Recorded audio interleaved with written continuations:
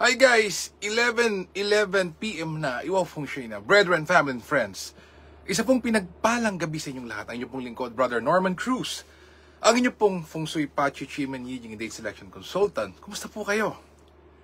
BFF. Okay.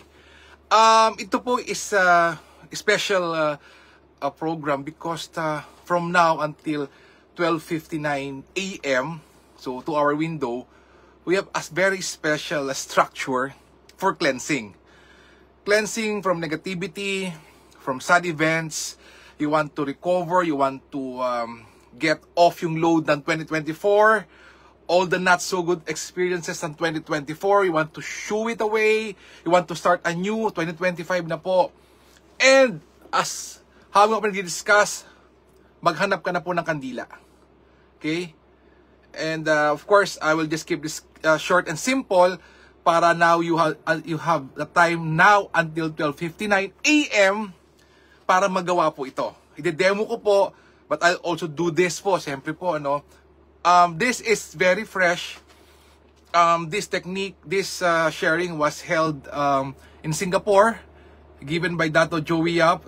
Right now, they earlier they have the Feng Shui Astrology event in Singapore until tomorrow.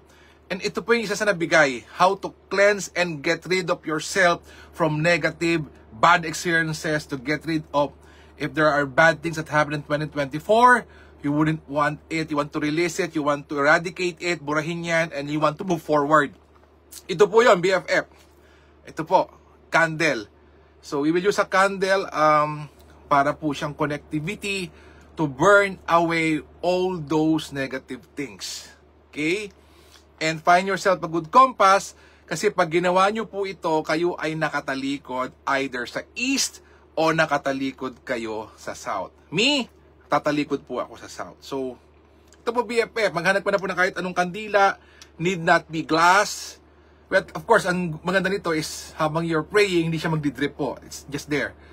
So, hanap po kayo, and then in a few minutes, sisimulan natin. Okay. Now, let's do it. Ano po ba ang day tomorrow? Okay, Sunday, don't forget your daily obligations, ha, BFF. Okay, ito po. Let's read it. So, okay. Tomorrow, Sunday's January 12, it's called the Metal Snake. Enters the Stable Officer Day. So tomorrow po, ang pwedeng gawin, BFF, would be assuming a new post, debt collection, financial activities and investment, groundbreaking, meeting friends and networking, moving house, prayers and worshiping, putting up roof beams, renovations, signing contracts and agreements, and trading. Ano po ang hindi recommended? Getting married, disengage or dissolve arrangements, seeking medical treatment and traveling, not recommended for tomorrow, BFF. Okay, in terms of the animal sign, the rat is average, ox is best, tiger and rabbit is bad, dragon is average, snake, horse and goat and monkey and rooster are best. Wow, average po si dog, and pig is not so good. Wow, there you have it. No? Have it. Now, daily chimin natin. Tingnan na rin natin, meron dyan sa east and south backing, Kuya Norman. Let us see, tingnan natin. Bakit doon pinatalikod ni Dato? Tingnan natin. Let us see. Okay. So, looking at my Chimen chart, okay. Tingnan natin. Okay. Okay. Let's see. Or tingnan natin daily Chimen po para po mayroon tayong explanation. Bakit nakatalikod ng east or nakatalikod ng south? Ayan. Okay, let's check it. BFF. What is in and what is not. Okay, tingnan natin. Alright. January 12. Ayan. So, east backing po, there's the game changer whole day. And of course, there's the divine light sa east po.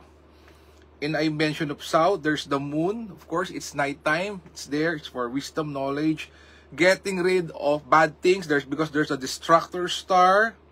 Yeah, good. So, you choose either east backing or west backing. So, BFF, 2-hour window to hanggang 12:59 lang po. After this, tatagalan na naman. And then, if you want to heart-to-heart talk, 10x being beautiful and handsome, talikod ka po sa southwest. For opportunities and buong araw na flying bird, absolute power, star envoy, talikod ka naman sa north. Oh, mga ganda po. Ano? Okay, so now, BFF, pwede nyo itong panoodin yung replay, like and share. So let's do it. Candle tayo. Okay. So we will do it. So I light the candle, pero make sure, pag inilawan mo na yung kandila, okay, when you light the candle BFF, right here, it's here. Ito na po, ano, lighted candle. Make sure nakatalikod ka either sa south or sa east. Okay, pwede mong i-visualize, pwedeng spoken word, but I will do right now is to guide you. So I lighted the candle. This is a ritual for cleansing, getting rid of negativity, bad experiences. Okay. So I will show you how I use it. Hi Ayatope. Yes, magandang gabi. And of course to make ang kaloya ko po to Kuya Melvin. Kuya Melvin, from my family to yours, a condolence po to the passing of your father. We will include him in our prayers. Okay, BFF. So, lighted candle, either nakatalikod ka sa south or nakatalikod ka sa east. It's now until 12:59 a.m. Okay. So, you may start with addressing your faith, your God. So, let me start. Lord, I let go of all the things not so good that happened the last 2024. The challenges that I was able to win, and the things that I had not able to, wasn't able to get. All those sad events and things that have slipped, or opportunities that I have missed, people that I was able to say thank you. And a lot of things that, one way or the other, created negativity for myself and to other people. I let go of them, and with this candle, I'm sending back to you. May it all be, we stay at 2024, and I move forward to 2025, and all those negative things, sad events, bad experiences, lost opportunities, I'm seeing it now being burned away by the lighted candle in front of me.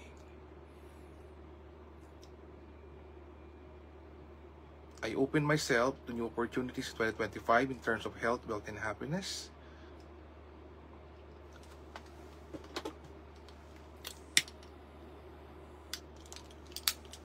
And I'm so thankful for all the blessings that you have given me, all the helpful people that came to my life. Thank you for that. Oh, thank you, Lord, for that. And all the people who are listening now, may they find time to get a candle tonight and also be able to do what I'm doing now. Symbolically burning away all negativity, all bad habits, all bad character, all things that are not helpful, that will stop me from growing, that will stop us from growing and moving forward. I'm burning them away in the use of this candle. And my commitment to you is that I'll be a blessing to others. And in this, from February 4 to 11, I'll make sure that I'll be able to share the blessing in any other form. This I pray, the great architect of the universe. Amen. So mote it be.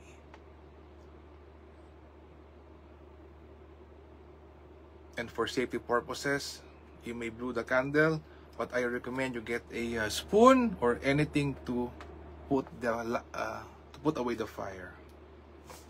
So there you have it. So BFF, now it's only 11:21. So now you have until 12:59 to do this in your own words. Whatever comes out of you, the most important is you say that you are letting go of all the bad experiences, the not so good people that have hurt you, had bad things to you, and you are moving forward to be a better person than 2024 and to the years beyond. Of course, it's a prayer. And you are visually, you just burn through the candle, you just burn away all those negative, those old sad events, all those lost opportunities that you had experienced for the past year. Now we are moving forward. Wow. Alam nyo po, ako'y inaantok na and I was again reminded, i-share to. I-share po natin. So maybe somewhere out there, bihira po ito BFF ba? This is especially computed and shared by Dato Joey Yap from Singapore. And we are so blessed because I have classmates who attended them there, classmate, that we shared notes and binigay po sa akin. And the purpose of them sharing it to me is to share it to you. And ganun din po kayo, share nyo po to people that may experiencing. Kaya nga po sinasabi ko, we always pray for people who are in the sad or in the yin side of life right now. Because we don't know who really is, di po ba? Maybe others, obviously, iba naman po hindi halata. But we continuously pray for them. Simulan po natin to. First, we cleanse ourselves. We get rid of negative things. And then, because we are cleansed, we are bago, no? And then we share it. We share the blessing to other people. Again, Ayatope, BFF, to Ma'am Janet, thanks for watching. And mayroon pa tayong 1.5 hour. You have 1.5 hour. Back to east, back to south. Pwede bang back to south and back to east? Up to you po. Use a candle. Burn away all those negative things. It was shared to me. I share it to you. You also shared it with your loved ones, BFF. Again, BFF, let us continuously pray for each other. Let us pray for our leaders. Let us pray for world peace. Let us seal as one. Let us be a blessing to others. God bless us all. In a grateful heart. Maraming pong salamat sa inyo lahat. God bless. Good night. Happy Sunday. Don't forget your daily obligations. BFF, find a candle. Do it now. Thank you. Bye-bye. Good night.